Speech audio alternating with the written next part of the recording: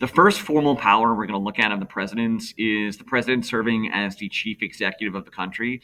If you think about it, most companies have chief executive officers that kind of like manage the day to day operations of the company. The president's doing that on a much larger scale as he's doing it for a country, not a company. So it's important to note that there are 2.7 million people that work for the federal government. I mean, technically, the president is like their boss. There are a lot of people that work in the executive branch. In fact, the United States government is the single largest employer in the entire United States.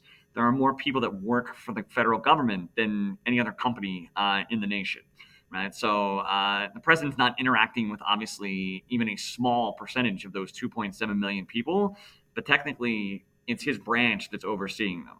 More specifically, the president is responsible for appointing like cabinet members, ambassadors that are going to help us with relations to foreign countries, like judges, right? So, for example, you see President Biden standing in the background of that picture, and closer to us is Ketanji Brown Jackson, who President Biden nominated as the most recent member to the United States Supreme Court.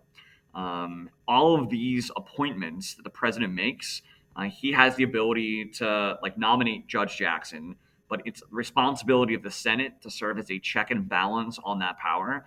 So, as a president nominates a cabinet member, like the Secretary of Defense or Secretary of Labor or the Attorney General of the United States, that individual has to be approved by the United States Senate, and it requires 51% of the Senate to approve of a presidential nomination. So the president definitely has a role in managing the people that work within the executive branch.